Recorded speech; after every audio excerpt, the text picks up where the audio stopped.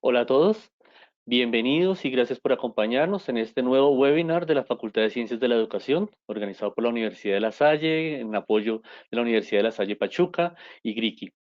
Somos profesores, investigadores, curiosos en este ámbito de la educación con tecnología, en la educación virtual. Nos reunimos en este momento la profesora Raquel Gabriela Esquillor Arias. Muchas gracias, profesora, por acompañarnos. Ella está desde la Universidad de La Salle Pachuca. El profesor Luis Enrique Quiroga, de la Universidad de La Salle, Colombia. Gracias, profesor, por estar acá con nosotros. Y en contados minutos contaremos con la presencia del doctor Andrés Núñez, CEO de GRIKI. Le damos la bienvenida a todos aquellos quienes nos acompañan desde Argentina, México, Chile, Perú, eh, Brasil también hay dos personas que están entrando en este momento. Gracias por estar acá con nosotros. Este webinar que hemos titulado orientativamente Realidades y apuestas en la virtualidad de la educación superior en Iberoamérica convoca a investigadores, profesores, personas interesadas en este tema y que de cierta manera desde su experiencia y su reflexión permanente alrededor de la tecnología y el uso pedagógico en las aulas, quieren compartir con nosotros cuál es ese tipo de realidad que tenemos que revisar, afrontar en educación virtual en nuestros días. Por eso no queríamos quedarnos con simplemente una experiencia interna desde algo que podríamos ver en nuestros propios espacios, sino que queríamos promover el diálogo. Por eso está acá nuestra compañera de la Universidad de La Salle Pachuca, por eso queríamos traer también la experiencia interna, por eso también desde la empresa queríamos convocar y contar con esa voz desde este espacio. Agradecemos a todos ustedes que nos acompañen. Gracias por estar con nosotros, por dialogar con nosotros durante estos 60 minutos en los que compartiremos alrededor de realidades y apuestas de la virtualidad en la educación superior en Iberoamérica. Recuerden que pueden hacernos preguntas, pueden compartir con nosotros, dialogar con nosotros en este espacio en el que ellos, estoy seguro, estarán muy dispuestos a responder a sus inquietudes. La estructura de este espacio está organizada de la siguiente manera.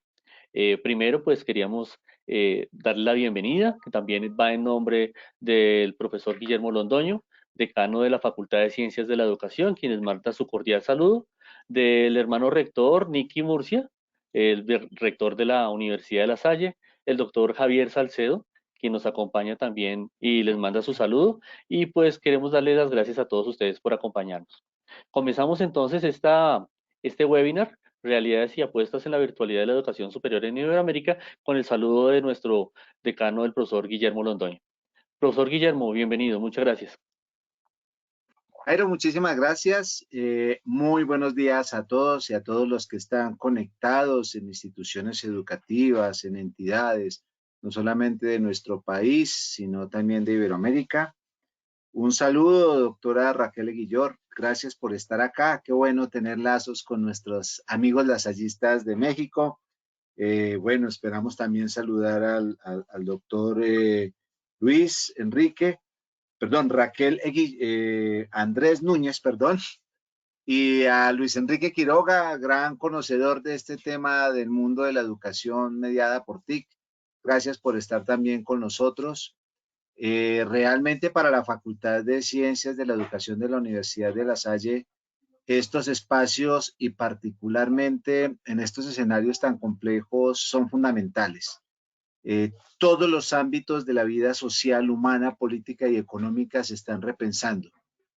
Y dentro de todos esos ámbitos, precisamente la educación es la que más ha tenido que asumir retos y desafíos en esta coyuntura y aparece el mundo de las mediaciones tecnológicas y de la virtualidad para retarnos a quienes personas como Luis Enrique y Raquel vienen trabajando fuertemente en eso y para personas que de un momento a otro tuvieron que verse abocados a estos escenarios.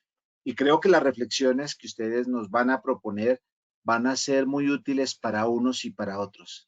Para quienes están convencidos del valor y de la importancia de estas mediaciones tecnológicas y para quienes han tenido que verse abocados a correr en ellos unos y otros necesitamos de sus reflexiones, de sus apuestas, de todo lo que nos puedan proponer para nosotros avanzar en estos procesos. Muchas gracias por estar, por regalarnos ese espacio y muchas gracias a todos los que están conectados en este espacio de discusión académica. Un feliz día y éxitos en la actividad. Bueno, muchas gracias.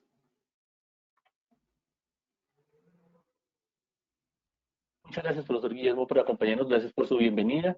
Eh, Queremos darle las gracias también a Lucrecia, a María Camila, a Marta Isabel, a Marvin. Gracias a Sara por acompañarnos. Gracias a Luis Ernesto por estar acá con nosotros. A Lourdes, a Juan José, a Aura, a Aurora. Gracias a la Lina Eugenia. Gracias por acompañarnos en este escenario en el que dialogaremos acerca de las realidades y apuestas de la virtualidad de la educación superior en Iberoamérica. Hemos querido convocar a participantes de toda Iberoamérica porque precisamente no se trata solo de dialogar con la casa, sino también reconocer experiencias de México, de Argentina, de España. Y en este momento pues queremos darle la bienvenida y darle la palabra a la profesora Raquel, quien desde su experiencia en la Universidad de La Salle Pachuca puede contarnos cuál ha sido desde su perspectiva las realidades y apuestas de la educación superior virtual en Iberoamérica. También le queremos dar la bienvenida al profesor Luis Enrique y al profesor Andrés Núñez. Comenzamos con la participación, profesor Luis Enrique. ¿Qué tal si abre la casa? Ok, bueno, muchas gracias. Profesor Luis Enrique, Bueno, Juan, ok, ¿me están escuchando? no lo ¿Me escuchamos. escuchan bien? ¿No? Sí, fuerte y claro. Ah, bueno, Raquel me dice que sí me están escuchando fuerte y claro. Bueno, perfecto.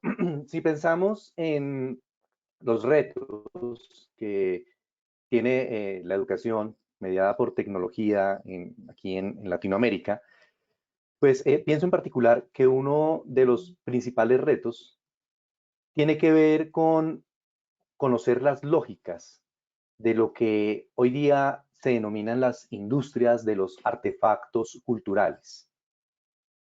Porque son estas industrias de los artefactos culturales las que están produciendo gran cantidad de contenido digital. Contenido que va en la gran mayoría de ocasiones direccionado hacia el ocio y el entretenimiento. Pero también no podemos desconocer que estas industrias de los artefactos culturales también están cambiando las lógicas con las que concibimos generalmente, por ejemplo, la participación política. Por eso hoy día hablamos de ciberdemocracia, de ciberactivismo. La lógica de cómo producimos comunicación mediada por tecnología, el mismo lenguaje que empleamos en la red. Por eso hoy es tan importante la ciberpragmática. E incluso está transformando la lógica de cómo nos relacionamos emocional y afectivamente con los otros, ¿no? Por eso también hoy día se habla del cibersexo.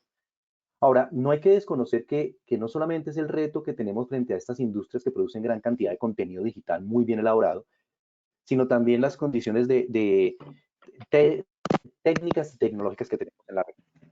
No podemos desconocer que hay grandes dificultades de conectividad en muchas regiones en Latinoamérica debido a que la tecnología aún no alcanza a llegar en su infraestructura a dichas regiones.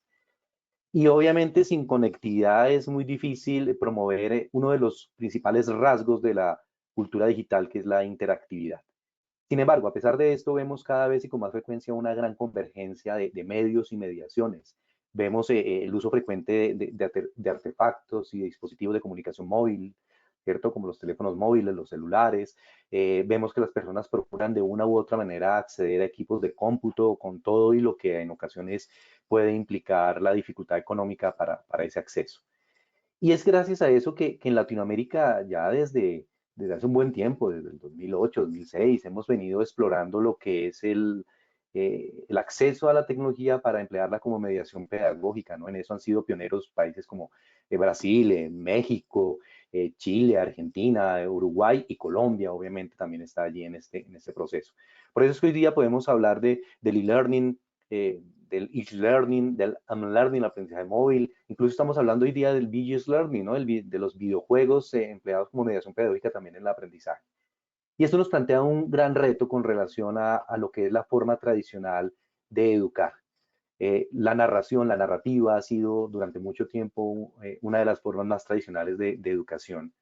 Y hoy día con el desarrollo de contenidos digitales empezamos a hablar entonces de narrativas digitales, ¿cierto?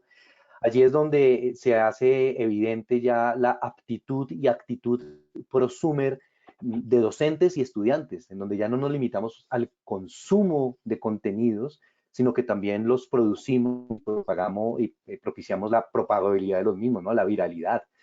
Por eso es que hoy día no solamente existen influencers que nos hablan de cómo vestirnos, de qué música escuchar y tienen gran impacto en la juventud, sino que también hablamos de los real influencers, ¿no? Como este movimiento iberoamericano en donde se destaca el papel de los educadores, como aquellas personas que influenciamos las decisiones del futuro en los jóvenes que van a ejercer una carrera profesional.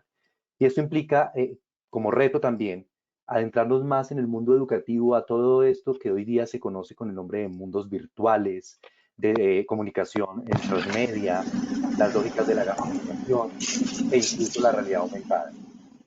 Todo esto, pues con el fin de poder no solamente limitarnos a recibir aquello que las industrias de los artefactos culturales producen, sino que también como educadores poder desarrollar contenidos que de manera colaborativa en comunidades de práctica puedan ayudar en procesos de autogestión del conocimiento, autogestión del aprendizaje.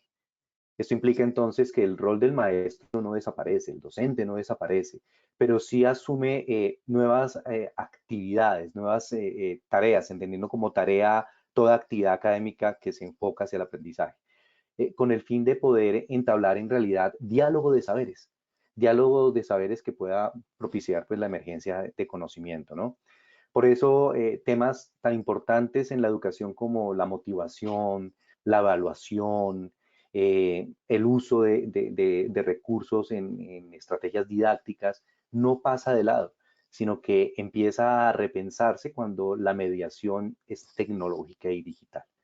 Todo esto pues con el fin de propiciar más que jornadas de capacitación para el uso de herramientas informáticas, más bien procesos de formación académica, en donde ya muchos países en Latinoamérica han tenido experiencia, incluso nosotros aquí en Colombia, particularmente, por ejemplo, en la Universidad de La Salle, preocupados por la formación de maestros, hemos propuesto una maestría en diseño y gestión de escenarios virtuales de aprendizaje, dándonos cuenta que no puede ser más importante la capacitación en las herramientas digitales que el uso y apropiación de las mismas como mediación pedagógica.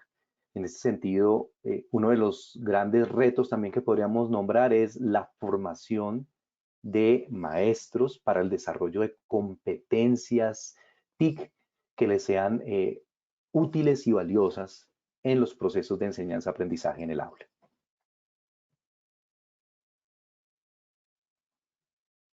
Jairito, te doy la palabra. Aún cuento con algunos minutos, me imagino. Profesora Raquel. Ah, ok, perfecto. Me dicen que todavía cuento con algunos minutos. Bueno, algo que me gustaría destacar como prácticas exitosas es el poder propiciar la humanización de los ambientes virtuales y de los escenarios virtuales de aprendizaje en general, ¿no? Esa humanización implica no olvidar ponerle rostro humano a la tecnología, porque en ocasiones, por la preocupación de innovar, saturamos, ¿cierto?, de contenidos, pero también de actividades, de recursos y de herramientas a los estudiantes. Y entonces lo que ocurre es que caemos en la falacia de creer que la herramienta por sí misma va a hacer mejores docentes. Y lo que nos ocurre en la práctica es que el docente aburrido con herramientas digitales se hace doblemente aburrido.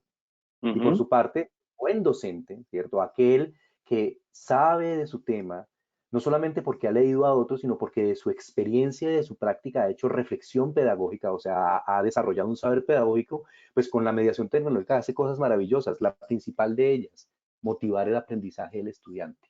Y que el estudiante sienta que el docente no le va a transmitir toda la información, sino que va a ser un orientador en el proceso de autogestión. En ese sentido, entonces, el docente no deja de estar presente para el estudiante, pero el estudiante aprende que el docente no solamente es aquel que le da datos, sino que el docente es aquel que lo acompaña en el proceso y lo motiva a seguir indagando. En Ujú. ese sentido, claro, no podemos desconocer que hay herramientas muy valiosas que hoy nos permiten mayor interacción, mayor participación del estudiante, herramientas que nos permiten colaborar guardando información en la nube, accediendo a ella en cualquier momento, herramientas que nos permiten por medio incluso de la ludificación y del juego, ¿cierto? Hacer entretenido lo que se adquiere, ¿no? Eso también es muy importante porque nos permite aprender de nuestros estudiantes. No el joven por ser joven necesariamente ya, bueno, el término que utilizaba Premsky en su momento, que ya hoy día no se usa tanto, el de nativo digital, ¿no? No porque el estudiante sea joven implica que ya se haya apropiado la tecnología. Muchas veces se utiliza para el ocio, el entretenimiento, pero no para el aprendizaje. Pero Tienes cuando razón. logramos motivarlo, el mismo estudiante nos da herramientas nuevas, ¿cierto? Nos Ujú. invita a conocer nuevas herramientas. De hecho, en esta actual condición de aislamiento por la pandemia, yo he tenido la oportunidad de aprender gratamente de mis estudiantes. Cuando ellos me dicen, ay, profe, mire, existe este otro programa para edición de video o edición de contenido digital, que es mucho más sencillo y nos permite mejores funcionalidades y no es tan costoso.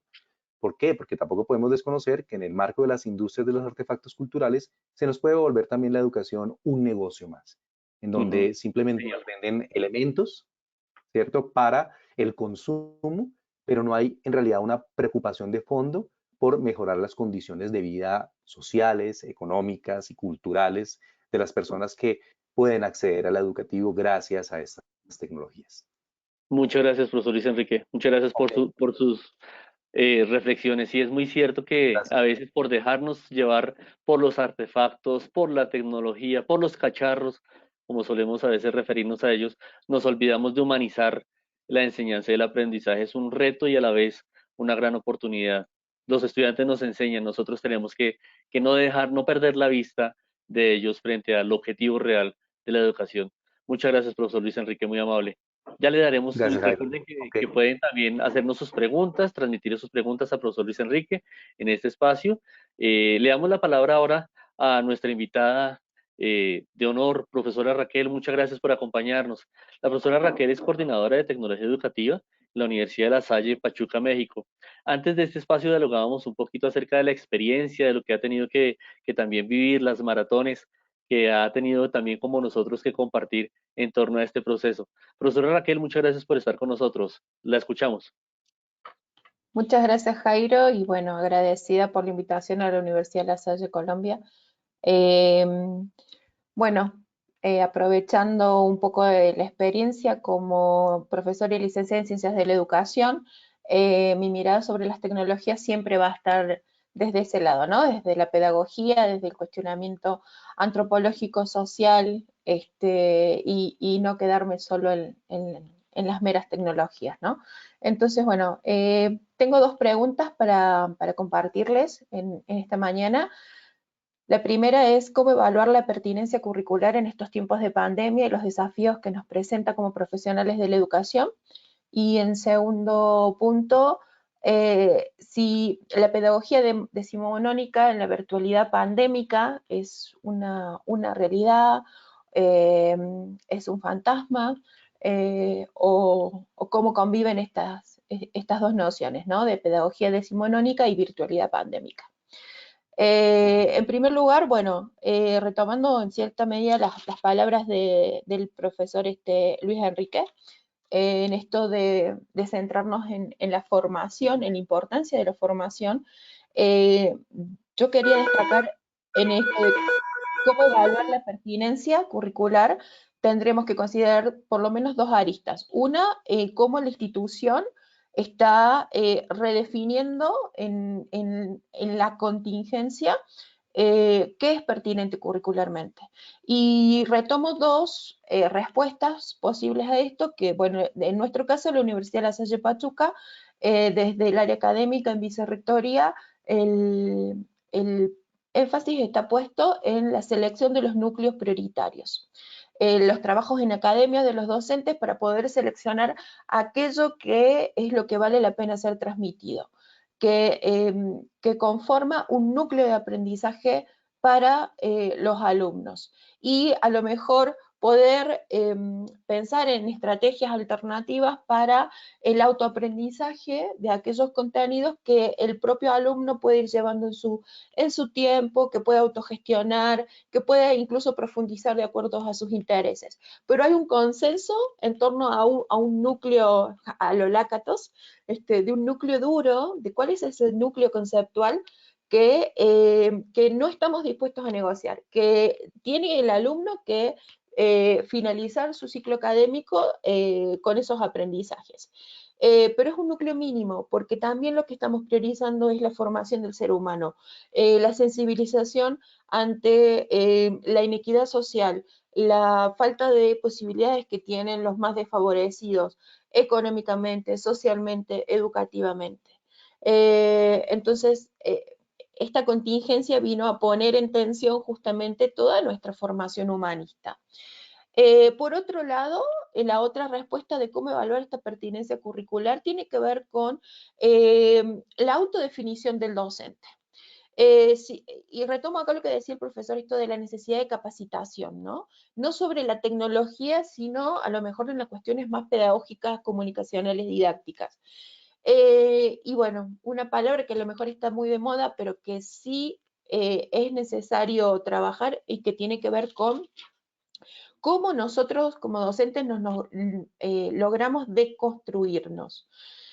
Reconocer esas matrices de aprendizaje que están presentes, porque en esta contingencia pudimos ver que mucho de nuestra trayectoria escolar como alumnos sigue permeando en nuestra práctica docente. Que somos, y ahí paso casi a la segunda pregunta, somos una institución decimonónica del siglo pasado, quedó totalmente fuera de tiempo.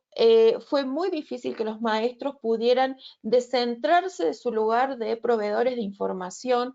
El énfasis que se ha establecido en muchísimas instituciones escolares, sea del nivel primario, secundario, superior, de insistir y llevar la modalidad presencial, de estar 1 hora y media de clases presencial que yo tenía en mi aula, y todo esto en mí, ¿no? En mi espacio con mis alumnos, en la presencialidad, ahora la hago mediada por pantalla. Cuando la lógica del ecosistema virtual ha cambiado. Entonces, ¿qué sentido tiene que un docente pueda estar 1 hora y media hablando entre el alumno cuando esto podría ser grabado? El alumno lo ve a las 2 de la mañana, a las 3 de la tarde, y propone una actividad que sea diferente. Esta posibilidad de autogestionar los tiempos implica un descentramiento del docente que lamentablemente todavía no todos los docentes hemos logrado como formadores de formadores lograr esa deconstrucción. Romper con los esquemas de cómo uno aprendió, no es necesariamente cómo uno va a estar enseñando en estos tiempos que hoy por hoy la pandemia nos exige y que además viene a reformular nuestro lugar como sujetos de aprendizaje. El docente también es un sujeto de aprendizaje y el tiempo que lleva esa curva de aprendizaje de pasar de la presencialidad de un día para el otro por una pandemia a ser totalmente docente en línea, evidentemente tiene sus costos. Y estos costos los están pagando los chicos. Hoy por hoy los memes que circulan de el exceso de tareas que están teniendo los niños, los jóvenes, los adultos, la desvirtualización de lo que es una videoconferencia, la posibilidad de que sea un espacio de tutoría, de que sea un espacio de asesoramiento sobre trabajo, de un espacio de socialización donde cada alumno va compartiendo los avances o sus productos, evidentemente va generando en esta generación una idea tal vez equivocada de lo que es en verdad la educación a distancia o los procesos educativos mediados por tecnologías. Entonces, bueno, ¿cuál es el desafío hoy por hoy? Poder pensar y llevar al diseño instruccional toda la teoría acumulada, porque los docentes sí tienen la formación, conocen de teorías del aprendizaje, conocen de diseño instruccional, conocen de metodologías, y sin embargo, al momento de plasmarlo en el diseño instruccional de una propuesta educativa semipresencial o totalmente en línea, parece que se sufre de amnesia digital, ¿no? Entonces, bueno, la idea es hoy por hoy poder pensar en la perspectiva, en que lo que estamos haciendo, igual que cuando se produce en educación a distancia, hay un fuerte momento de inversión en tiempo, en recursos, en dinero, inclusive, para elaborar los materiales, para elaborar las propuestas educativas, para pensar en esas actividades de aprendizaje que van a lograr el objetivo propuesto en un programa académico, y que, sin embargo, esto no se agota en este ciclo escolar, sino que puede ser reutilizado a futuro. Por eso la necesidad de pensar en perspectiva de nuestro trabajo, de nuestro tiempo invertido, de que en lugar de una videoconferencia pueda ser un video grabado y que pueda ser retomado en distintas oportunidades con distintos grupos, incluso con distintas actividades de aprendizaje, porque un mismo contenido puede ser abordado de diferentes puertas. Entonces, bueno, esta necesidad de poder pensar en la inversión que implicó de tiempo, de recursos, que no caiga en esto de la amnesia digital, ¿no? De que ya pasó de moda, sino que o en desuso, o porque ya no, porque está colgado y nos olvidamos de esa producción que se hizo y que no se logra capitalizar. Entonces, poder pensar justamente en el diseño instruccional hacia futuro nos puede permitir reconsiderar, por ejemplo, lo que son las clases, la flipped learning o la flipped classroom, esto de la clase invertida, en lugar del alumno propio actor de su proceso de aprendizaje y del docente realmente como un monitor, como una guía y no necesariamente como un proporcionador de información. Entonces, pertinencia curricular de la mano de las líneas institucionales que se definan, pero también la pertinencia curricular fuertemente atravesada por la deconstrucción que hago como docente, corriéndome del centro del proceso educativo como un facilitador. Y por otro lado, esto de pensar nuestra pedagogía en estos contextos de pandemia. Que la teoría le tienen, porque los procesos de formación están asegurados desde políticas estatales, políticas públicas de educación, los mismos proyectos educativos institucionales que contemplan espacios de formación del docente. Pero bueno, hay que ahondar un poco más, los procesos de deconstrucción no son fáciles, no se llevan a cabo en una sesión de 2 horas, llevan tiempo, hay que trabajar mucho sobre la trayectoria personal de cada ser humano. No hablo de docente, hablo de ser humano, de cómo estudié, de cómo aprendí, de con quién aprendí, del lugar que tuvieron, del lugar de que tuvo el núcleo primario de socialización que fue mi familia, los otros ecosistemas, ¿sí? El barrio, los clubes, el grupo de amigos, los contactos, ¿sí? No olvidarnos de los aportes de Bourdieu. Todo esto hace que seamos hoy por hoy los docentes que somos. Y romper con algunos esquemas que son del siglo pasado requieren justamente todo este esfuerzo que no es individual sino que es colectivo. Y bueno, y en ese sentido, gracias Jairo, la invitación es recordar una frase de una gran maestra de Córdoba, Argentina, que fue la doctora María Saleme de Burnichón, quien, entre otras enseñanzas, nos dijo, enseñar es aprender a escuchar. Y hoy por hoy el desafío es escuchar no solo la necesidad de conocimiento conceptual que tienen nuestros alumnos, sino escuchar las necesidades sociales, las angustias que se viven, el tiempo de incertidumbre en el que tenemos que aprender a sobrevivir, la necesidad de estar en redes y de socializar no solo conocimientos, sino nuestros seres. Entonces, bueno, ampliar este concepto de escuchar. Creo que es todo por ahora. Si hay más preguntas o puedo explayarme un poco más, con gusto. Gracias, Jairo. Muchas gracias, profesora Raquel, muy amable. Gracias por estar acá con nosotros.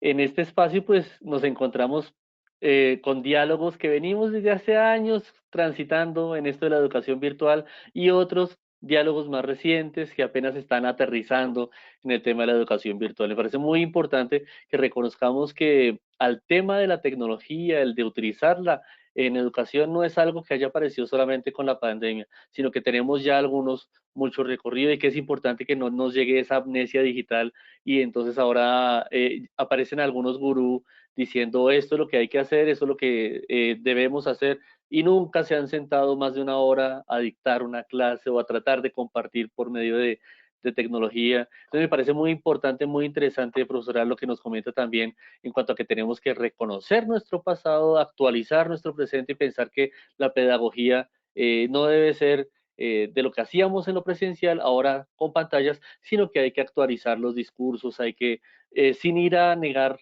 nuestro pasado, reconstruir este nuevo paradigma en el que estamos viviendo.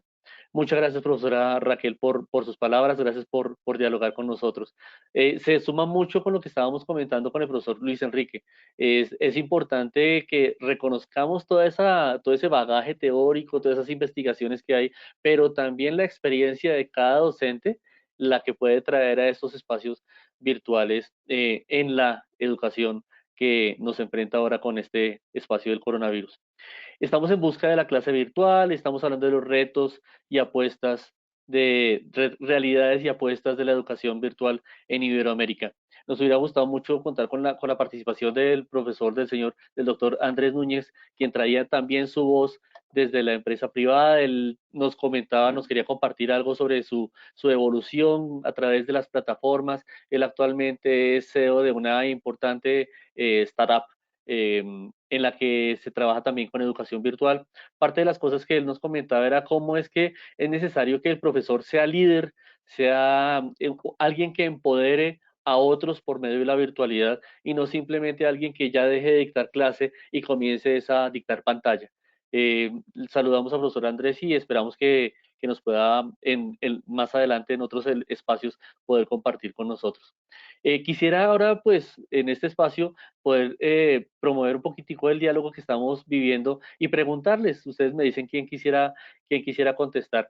Tenemos a varios, ya tenemos una gran cantidad de asistentes, saludamos a Miriam, a Pedro, a Rosaura, gracias profesora Constanza por acompañarnos, gracias Marta Isabel, ella es una gran crítica de estos temas de didáctica y educación con tecnología, gracias a María Rosa, a Marta Isabel, a María Camila, a Lucrecia. Paola tiene una pregunta por ahí guardada desde hace rato, le invitamos a que la transmita, Paola Karina. Profesores, para estos asistentes, para quienes van a ver más adelante esta conferencia, porque la estamos grabando, ¿cuál sería un reto que tendríamos que superar pensando en condiciones en las que la tecnología no es tan presente, no está tan presente? Pensemos en esas escuelas que apenas su mayor alcance es WhatsApp y entonces su radio es Sutatensa, su radio es el mensaje de audio que se transmite por WhatsApp, o la USB que a veces llega, a veces no llega. ¿Cuál sería una estrategia que podríamos asumir con aquellos estudiantes que quieren estudiar, pero que la tecnología no les alcanza? ¿Cómo podría alcanzarlos la virtualidad a ellos? ¿Y qué podríamos hacer nosotros que tenemos las condiciones de la virtualidad para poder darles esos caminos, abrir esos caminos? Profesores, profesora Raquel, profesor Luis Enrique. Démosle la palabra a nuestra profesora invitada, profesora Raquel. ¿Cómo la han asumido? ¿Qué podría recomendar? ¿Qué nos podría recomendar, profe? A ver, yo haría dos aclaraciones básicas. Una, que en educación a distancia Bueno, todos sabemos que en la historia de la educación a distancia comenzó desde los manuales impresos que llegaban a la casa para poder estudiar por correo, y que a lo mejor a nuestros padres o a nuestros abuelos les tocó estudiar fútbol o cocina a través de esos manuales. Tecnologías, dice Vygotsky, es un lápiz y un papel. Entonces, las tecnologías no necesariamente tenemos que asimilarlas a las tecnologías digitales hoy por hoy. Digo, tenemos muchísimas tecnologías, especialmente para las zonas rurales. El abanico de posibilidades es mucho más amplio. Tenemos la radio, los materiales impresos, la posibilidad hoy por hoy, y pensaba en esto en la maestría de diseño y gestión de escenarios virtuales de aprendizaje, no son exclusivamente que vayan a estar en ese escenario, sino que complementan hoy por hoy una mirada multimedial, donde integran diferentes gramáticas, la gramática del texto, la del sonido, el hipervínculo, ¿sí? Y que el hipervínculo no necesariamente es conectado a Internet, ¿no? Habremos tenido la experiencia como diseñadores también en algún momento de nuestras vidas de hacer nuestros CDs hipermediales. Entonces, las posibilidades siguen siendo muy amplias. Sin embargo, si nos acotamos específicamente a lo que son escenarios virtuales de aprendizaje únicamente, donde la gramática que va a atravesar el lenguaje predominante es el hipermedial, el desafío sigue estando para mí en la propuesta pedagógica que se haga, porque el recurso en sí puede ser o muy malo o muy bueno, y si es muy malo y la docente ha logrado pensar, se ha pensado un diseño instruccional, la pregunta pedagógica y la cuestión didáctica son las que sostienen la propuesta, cualquier tecnología va a servir, por más mala que esté diseñada, ¿sí? Por más fea que sea gráficamente, que a veces nos pasa eso, que son buenas voluntades y no son lindos productos. Y por el otro lado puede ser una excelente producción en diseño gráfico con ingenieros que programan y resulta que no hay una propuesta de base pedagógica, comunicacional que la sostenga. Entonces creo que hay que pensar un poco más en grises, no en blanco y negro, que la apuesta está justamente en repensar nuestro lugar de docentes atravesados en una trama que es múltiple. Es imagen, sonido, imagen fija, imagen en movimiento, hipervínculo y esta capacidad de pensar ramificadamente, ¿no? Que uno no estudió con eso, o sea, a lo sumo en el secundario, por el año 93, 94, escribíamos todavía en una Remington o en cualquiera de estas máquinas de escribir.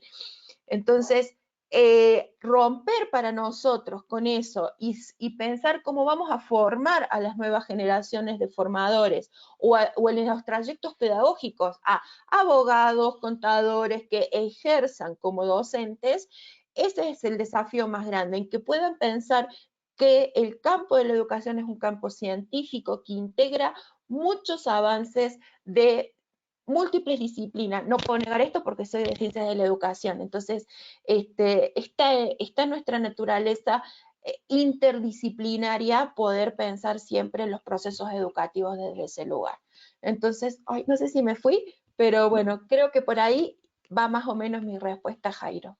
Sí, muchas gracias, Raquel. Sí, nosotros no debemos dejar de ser docentes porque nos coloquen un computador. Había una pregunta hace unos años, unos meses, que si acaso la tecnología reemplazaría al docente y quienes trabajamos con tecnología, no, nunca.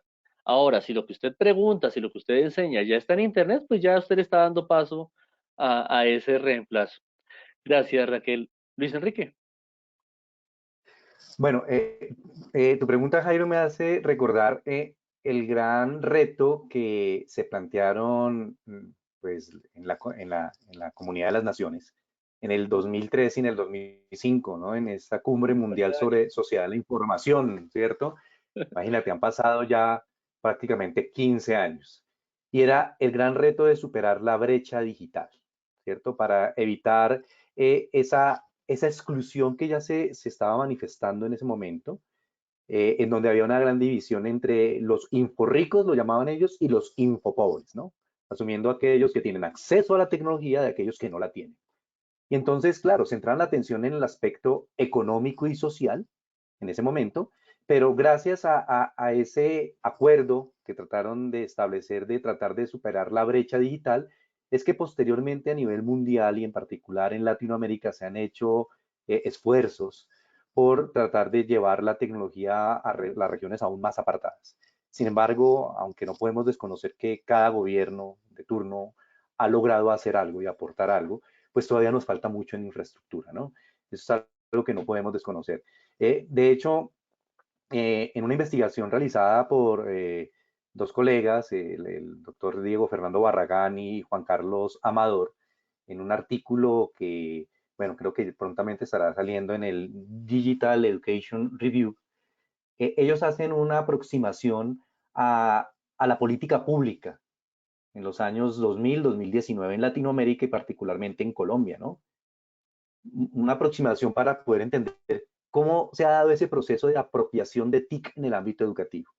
Y algo que me pareció muy interesante en el estudio que ellos hacen fuera de la revisión documental de la política pública de cada país y del gobierno en Colombia, es que recurren a los productores de tecnología y algo muy importante, los maestros, ¿cierto? Y entrevistan maestros que han tenido experiencias en el uso de la tecnología. Y ahí encuentran una diferencia fundamental entre aquellos que, por ejemplo, desarrollamos nuestra labor docente en ciudades capital, ¿cierto? Con una, digámoslo así, mediana o buena estructura tecnológica, a aquellos que desarrollan la misma actividad, por ejemplo, en zonas rurales, en donde, digámoslo así, el reclamo frecuente es el gobierno desconoce el contexto, el gobierno desconoce la realidad social, como lo destacaba ahora la doctora Raquel, ¿cierto? El gobierno desconoce que en muchos lugares no hay acceso a Internet, ¿cierto? No hay equipos de cómputo, no hay tablet, ¿cierto? A lo sumo hay celulares, ¿cierto? Hay un pupitre, hay un tablero, etcétera. Y en ese sentido, pienso yo que algo que podríamos hacer desde el contexto universitario es preocuparnos por desarrollar ya más investigaciones, pero no de carácter descriptivo, ¿cierto? Sino más investigaciones de carácter propositivo. Que miremos prácticas exitosas en esas condiciones, muchas veces de poca infraestructura o nula infraestructura tecnológica, y miremos qué han logrado. Porque de hecho recuerdo algunas experiencias en Colombia en donde en zonas alejadas del país, maestros con tiza, tablero y un celular, y no de alta gama, sino de los más simples, logran hacer cosas maravillosas con sus estudiantes por algo elemental, promueven la interacción. ¿Cierto? Y así sea que se tengan que subir a un árbol muchas veces para lograr la señal de Internet, motivan que el estudiante quiera hacerlo porque considera que es muy valioso entrar en contacto no solamente con su profesor o profesora, sino también con estudiantes de otros lugares. Conozco también experiencias muy interesantes, por ejemplo, en el Perú, en donde en zonas rurales los profesores logran conectarse incluso con Francia, para que, por ejemplo, sus estudiantes, al interactuar con estudiantes de otra lengua, aprendan esa lengua y desarrollen competencias lingüísticas, ¿no? Entonces veo que hay muy buenas experiencias, algunas de ellas han sido estudiadas, pero nos hemos quedado solamente en el plano descriptivo, de decir qué bonitas son y aplaudirlas, pero no decir, bueno, ¿y qué nuevas cosas proponemos? Ujú. Nosotros los docentes de mucho tiempo, los que tenemos mayor juventud acumulada, nos hemos acostumbrado muchas veces a improvisar en el aula. Que si uno llega y no sirve el videobeam, no se suspende la clase. Incluso si no hay marcador, no se suspende la clase, ¿cierto? Sino que uno aplica otra estrategia, ¿cierto? Recurre uno mucho a la didáctica, sobre todo a estas nuevas didácticas no parametrales, en donde uno busca que haya mayor participación del grupo. Pienso yo que si eso mismo lo hiciéramos con aquellos lugares en donde la tecnología todavía es incipiente, pues lo que podríamos lograr es mucho. O sea, tenemos que hacer más alianza entre la ciudad y el país-región, ¿cierto? Entre los docentes que nos desenvolvemos en condiciones muy favorables con aquellos que con su conocimiento y su saber pedagógico logran hacer cosas maravillosas. Y pienso yo que aprenderíamos mucho. Estoy muy de acuerdo con lo que dice la doctora Raquel. Hay instituciones que cuentan con lo último en tecnología, ¿cierto? Entra uno al salón de clase, está el tablero, el televisor, videobeam, conexión a internet, tabletas, computadores para todo el mundo, y los docentes lo único que hacen es leer un texto de pronto, ¿cierto? O a lo sumo contestar 2 o 3 preguntas y ya, ¿cierto? Y no se aprovecha la tecnología. Y por el contrario, conozco lugares en donde solamente tienen TML, como decíamos tradicionalmente, tablero, marcador y lengua, y hacen cosas maravillosas. Pienso yo entonces que, para cerrar mi intervención, lo importante es, por donde yo, realizar investigaciones de intervención que sean más propositivas y menos descriptivas. Muchas gracias. Perdón, ahí yo creo importante destacar en esto, Luis Enrique, la importancia de los alumnos de posgrado, los alumnos que se están formando Sí. en maestrías, en especializaciones y en doctorados, porque a veces les exigimos a los maestros este tema de que no documentan. Bueno, en la vorágine en el quehacer diario, es muy difícil a veces que se generen las condiciones institucionales para que el docente logre documentar sus buenas experiencias.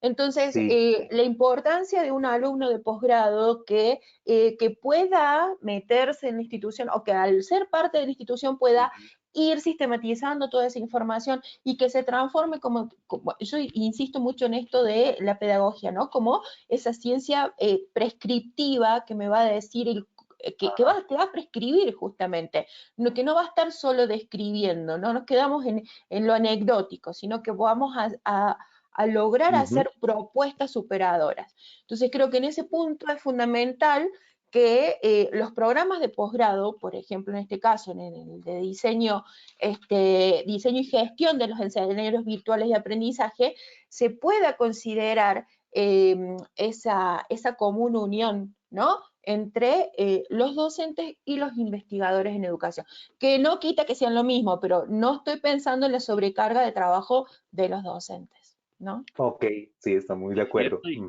Y eso se previene también cuando no solamente hablamos de diseño y gestión, sino cuando pensamos en las didácticas asociadas a eso, en cómo es que estamos pensando desde posgrado, desde pregrado, cómo es que la didáctica se puede transformar en entornos virtuales, pensando en ese estudiante que no aprende de la misma manera, que creemos que no aprende de la misma manera, aunque puede estar haciendo algo similar.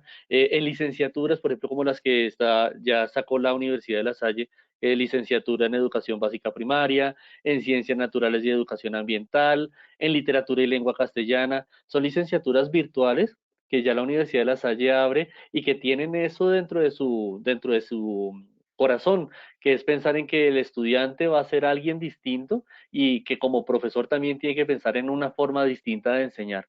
Desde la maestría en diseño, también muy seguramente con toda seguridad, desde allá desde tecnología educativa en La Salle Pachuca también lo tienen muy en cuenta. Tenemos una pregunta, les tengo una pregunta. Una ¿Ustedes pregunta. consideran, y es la profesora Constanza quien nos la transmite y nos deja el puntico ahí, en el actual escenario de aprendizaje, en el que estamos frente a distintos cambios económicos, sociales, emocionales, metodológicos, ¿ustedes consideran que hay algún cambio en cuanto a la forma de aprender de nuestros estudiantes? ¿Hay algún cambio cognitivo en ellos? Pregunta chiquita. ¿El concepto mismo de conocimiento no estará empezando a cambiar? ¿Están nuestros estudiantes aprendiendo de manera distinta?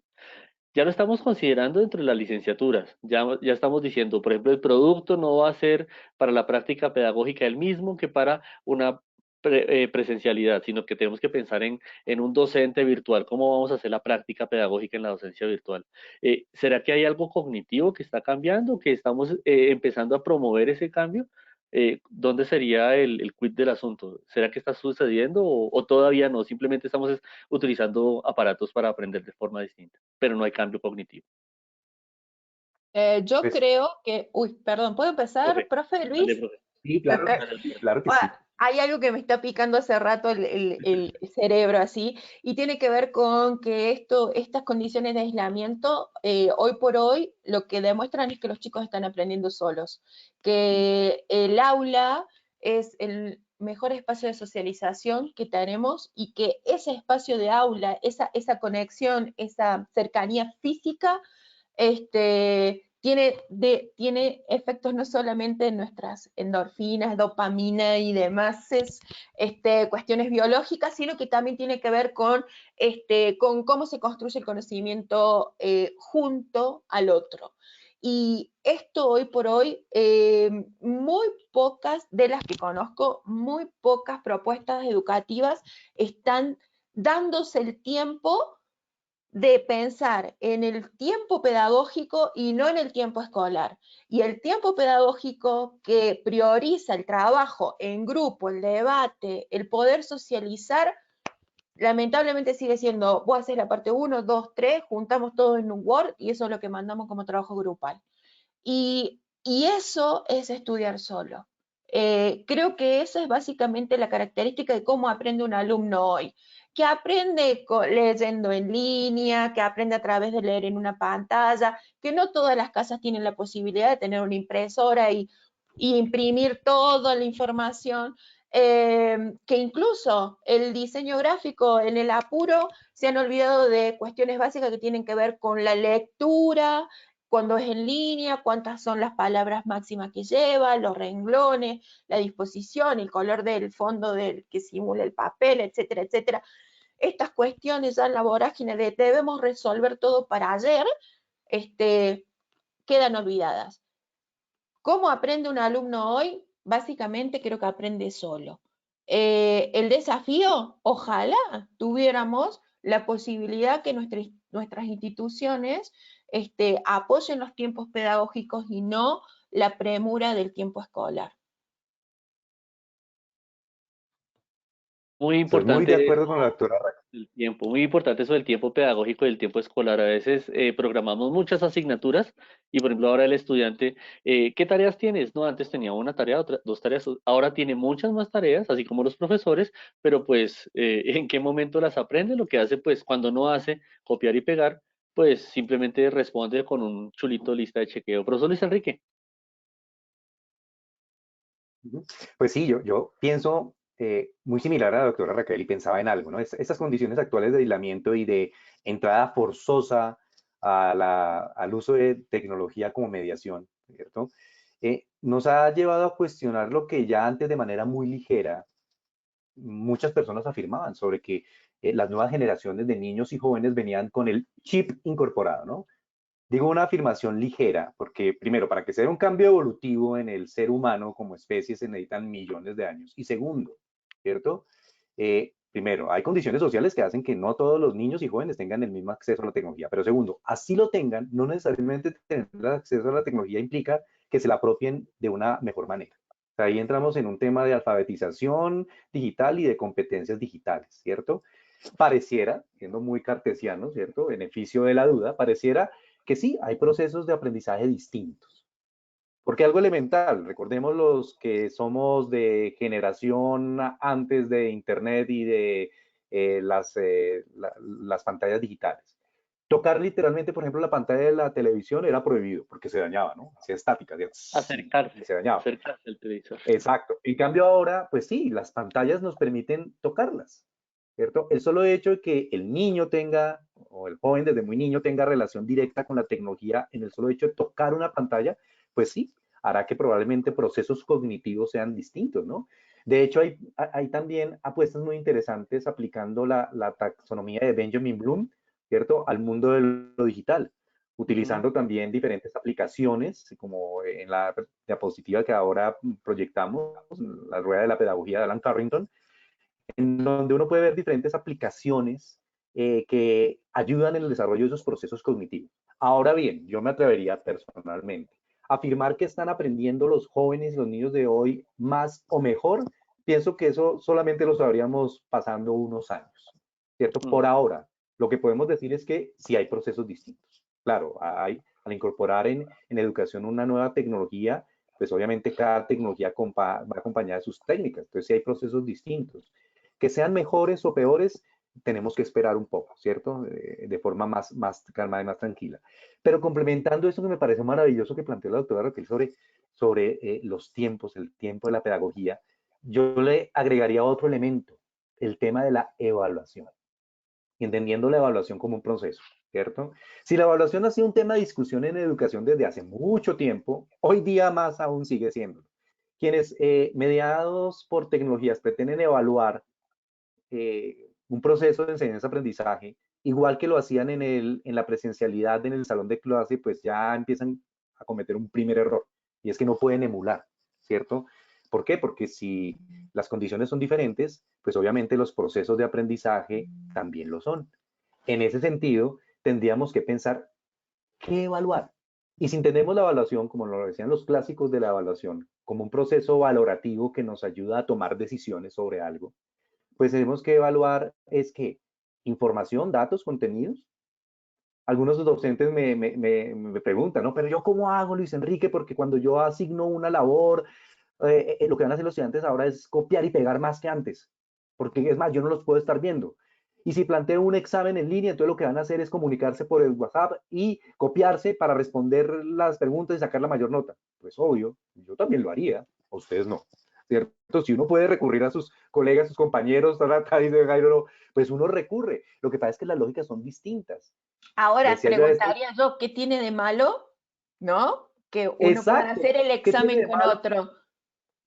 No digo, Exacto, que pueda o sea, ¿no? consultar en la red. Si Sí, uno se cuestiona, dice, a ver, si la respuesta a la pregunta que yo hago la pueden copiar de internet, entonces solamente estoy apelando a la información, ¿no? Sí. No estoy exacto. Sí. trabajando en el plano de los conocimientos, porque eso es información, voy y la No, busco, la copio y la exacto. pego. Que Ahora, si estoy Sí, planteando un desafío cognitivo, ¿qué tiene de malo que lo pueda hacer con un compañero? exacto. Antes estamos promoviendo, entonces a eso voy, muy bien, estamos en la misma línea y es, bueno, ¿qué malo tiene? Más bien, qué recursos va vale la redundancia, a recurrir, ¿cierto? ¿Cómo se va a comunicar? ¿Cómo va a ser comunidades, ¿cierto? De aprendizaje para indagar. Más bien tenemos que pensar es qué tipo de evaluación vamos a hacer.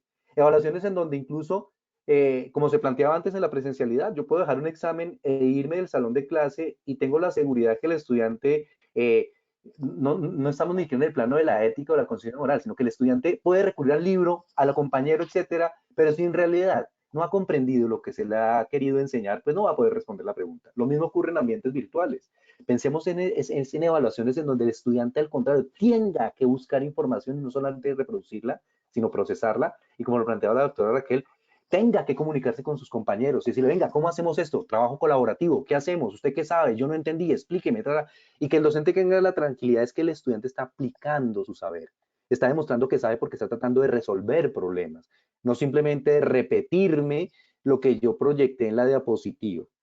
Porque si fuera por eso, pues no habría ningún cambio cognitivo para la pregunta que nos hace. En cambio, siguiendo incluso a Benjamin Bloom, habría cambio cognitivo cuando el estudiante empieza a cuestionar lo que sabe, ¿cierto? Y empieza a darse cuenta que para responder a una pregunta necesita indagar con otros, dialogar con otros, sus estudiantes, sus maestros, los autores de los libros, que el estudiante puede decir, bueno, estoy aquí en la clase y me levanto, voy a la biblioteca y tomo el libro que necesito, pero ya el solo hecho que el estudiante tenga la necesidad de buscar, seleccionar y organizar la información, pienso que allí sí podríamos afirmar que se empieza a dar un cambio distinto en el proceso cognitivo de aprendizaje. Sí, si nos hacemos las mismas preguntas, pero cambiando de medio, no estamos haciendo realmente la transición hacia el uso de tecnología. Lo que estamos es implementando los aparatos en las mismas formas en las que se enseñaba antes. Utilizar la tecnología implica hacer esos cambios, en que ya no nos preguntamos por si hizo copia o no hizo copia, sino más bien antes, ¿qué es lo que yo le trataba de enseñar al hacerle esa pregunta? El verdadero aprendizaje comienza con una buena pregunta y ahora en entornos virtuales eso es mucho más importante. Si hace algunos años le decíamos al estudiante, elabore una reseña de ese capítulo, ahora le tenemos que preguntar es, bueno, busque todas las reseñas posibles y dígame cuál es la mejor y por qué. En ese sentido, pues ya ahí sí tendría sentido la pregunta, ya podríamos decir, estamos enseñando algo.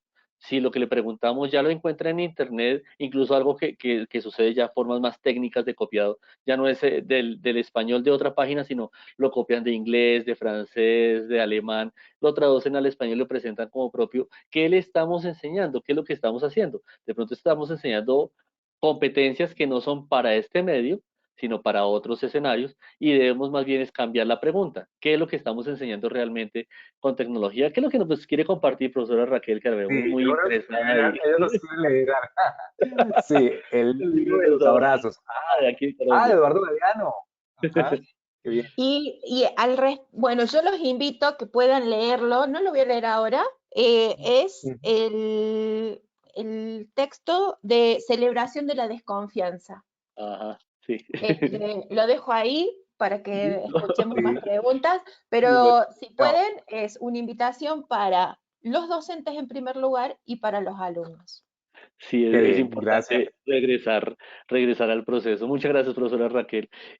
Tenemos muchas gracias de nuevo a Oscar Orlando, a Rosaura, se han unido muchos. Durante este charla se unieron muchas más personas. Gracias a Ujú. Sara, gracias por acompañarnos aquí en este escenario, a Karen, a Jesús Antonio, a Carol Moreno, a Claudia, muchas gracias por acompañarnos, profesora Constanza, gracias por su voz. Eh, algunas preguntas nos hacen también relacionadas con especificidades, que si se ha Ok. pensado en escenarios virtuales de aprendizaje para comunidades bilingües, que si se ha desarrollado algún tipo de práctica específica para distintas disciplinas. Creo que sí, y si no, estamos todos en el tiempo para poderlos diseñar.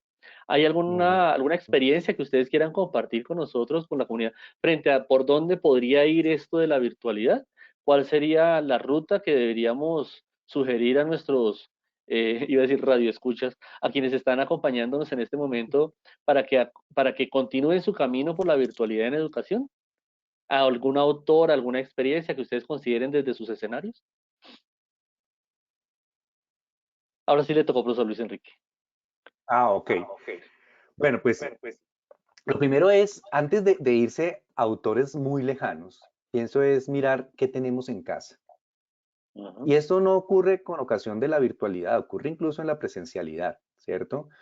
Muchos de nosotros nos vemos a diario, dialogamos a diario, hasta almorzamos a diario, pero muchas veces conocemos poco de cómo orientamos nuestras clases a diario, ¿cierto?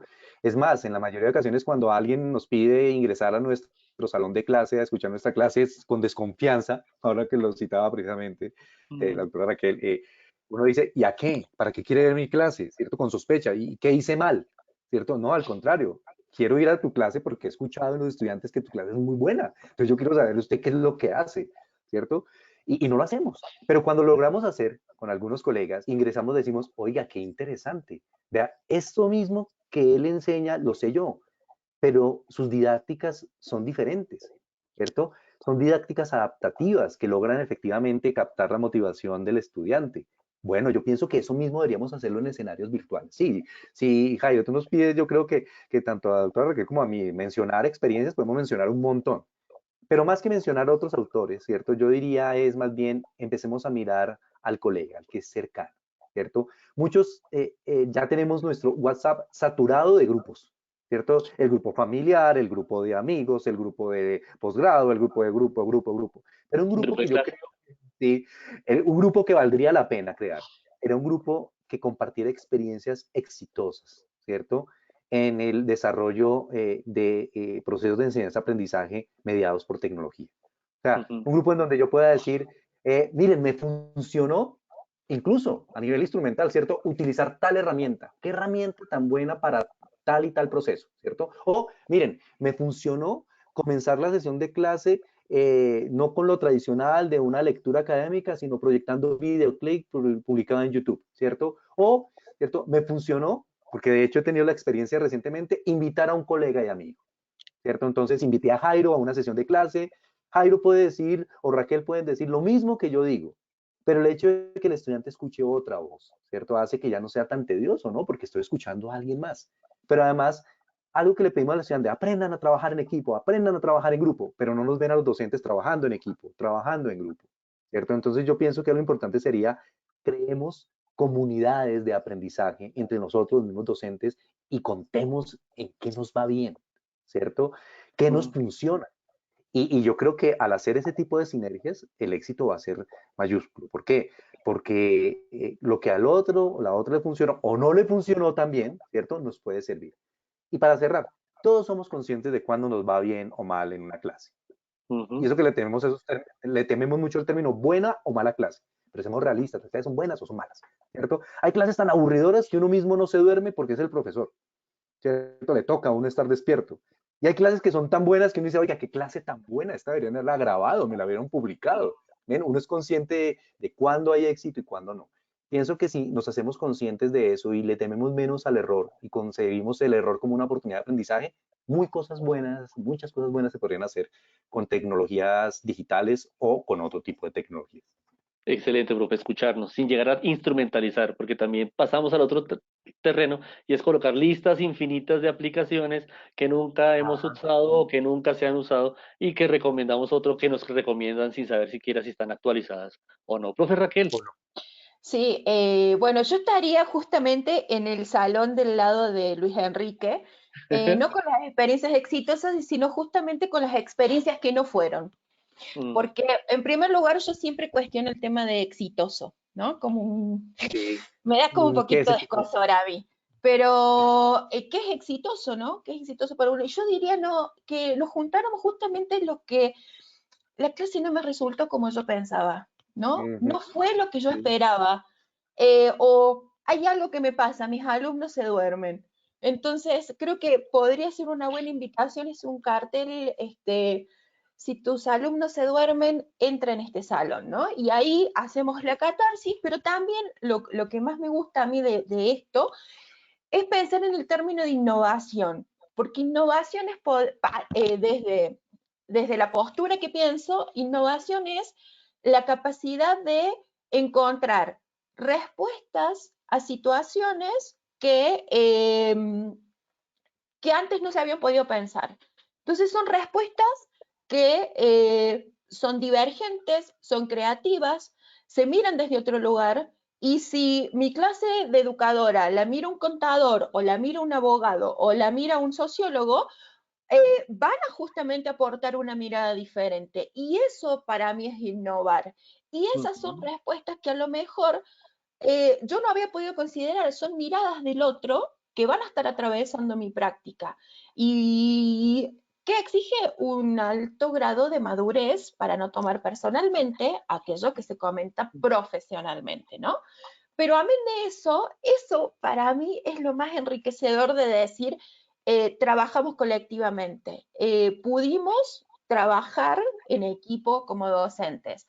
Valoro lo que son experiencias positivas, pero no me olvido de que podamos abrirnos y poder plantear, presenté este libro y la verdad que a nadie le gustó, pero como yo estoy enamorada de Galeano, ¿cómo puede ser que los demás no?